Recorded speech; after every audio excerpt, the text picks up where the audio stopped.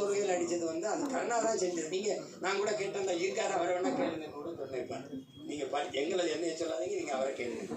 அப்படியே அது நீங்கள் தவறுன்னு நினச்சிருந்தா அதுக்கு நான் ராமேஸ்வரத்தில் பேசும்போது ஒரு பெரும் நான் அதுக்கு மனப்பூர்வமாக வருத்தத்தை தெரிவித்து மன்னிப்பு வர்றேன்னு கூட சொன்னேன். அதையே பேசிட்டு இருக்க முடியாது. அதை காரணம் காட்டி என்னையை வீழ்த்தணும்னு நினைக்கிறது ரொம்ப தவறு. சரி, என்னையை வீழ்த்திருங்க, யாராவது ஒருத்தரை காட்டுங்க. இப்போ உதயநிதி பின்னாடி போட்டா போவோமா? எல்லாரும் போவோமா? சொல்லுங்க. இல்லை தம்பி விஜய் பின்னாடி எல்லாரும் போவோமா? சொல்லுங்க, நம்ம போவோம். இல்லை ஏதாவது சொல்லுங்க, மாற்று சொல்லுங்க. என் மேல உங்களுக்கு நம்பிக்கை வரும். யார் மேல நம்பிக்கை இருக்கு? இவர் மேல நம்பிக்கை இருக்கு. இவர் பின்னாடி போவோம்னு நீங்க சொல்றீங்களா? போவோம், சொல்லுங்க, போவோம். அதனால அது நீங்க எங்க அப்பா பாஷா அவர்கள் மரணத்துக்கு நான் போனேன், இஸ்லாமிய ஓட்டுக்காக போனேன்னு பிஜேபி சொல்லிச்சு.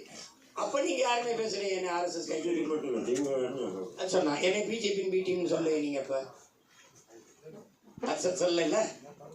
நான் போனேன், அரசியல்ல நான் போனேன், எங்க அண்ணன் வந்தாங்க. வேற யாருன்னா தனியரசு அண்ணன் வந்தாங்க.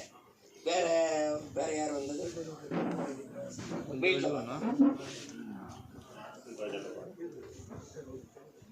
அதனால அது இப்ப இஸ்லாமிய சிறை கைதிகளுக்காக பெரிய கூட்டம் போட போறேன், விடுதலைக்காக. அது மதுரையில் தான் நடத்தலான் இருந்தா அப்ப சென்னையிலே நடத்த சொல்லி போடுவோம். இப்ப நீங்க அதை எப்படி நான் ஓட்டுக்காக தான் நிக்கிறேன்னு நினைப்பீங்களா? திரும்ப திரும்ப உங்களுக்கு ஒன்று பதிவு சொல்லுங்க. இல்லைங்க, ஓட்டை குறிவைப்பவன் நாட்டை பற்றி கவலைப்பட மாட்டான். வாக்கை கவலைப்படுகிறவன் மக்களின் வாழ்க்கையை பற்றி கவலைப்பட மாட்டான். நாம் ஓட்டுக்கானவர்களாக இருந்தால் இந்த நாட்டுக்கானவனாக இருக்க முடியாது. நீங்க போடுங்க, போடாம போங்க, இது என்னுடைய பிறவி கடமை, நான் செய்கிறேன், அவ்வளவுதான் நம்ம செய்ய முடியும். அதனால நீங்க நான் இஸ்லாமிய மக்கள் எனக்கு உறவினர்கள்லாம் எனக்கு ஓட்டு போட்டு என்ன வெளில விட்டுருவாங்கன்னு நிக்கல. என் கையை பிடிச்சிட்டு ஒரு தங்கச்சி அழுதா பாருங்க. பிறந்த உடனே போனாருன்னா அவரு 18 வயசு ஆயிடுச்சுன்னா இன்னும் 2 வருஷத்துல திருமணம் பண்ணி கொடுக்கணும். அப்ப திருமணம் பண்ணும்போது அவர் வாப்பா பக்கத்துல இருக்கணும்.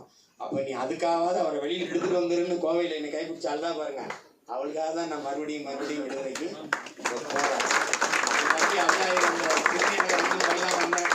காதுக்குள்ள எனக்கு சொன்னால என்னை இது பண்ணணும். பல வலி இந்த வார்த்தைகள் என் காதுக்குள்ள ஒடிச்சுக்கிட்டே இருக்கல. அதுக்காக தான் நான் சண்டை போடுறேன். இது என்னுடைய கடமை. இப்ப அதுக்கு போய் எதிர்பார்ப்போட செய்ய முடியாது. அது உங்களுக்கே தெரியும். அஸ்ஸலாமு அலைக்கும் வரஹ்மத்துல்லாஹி வபரகாத்துஹு.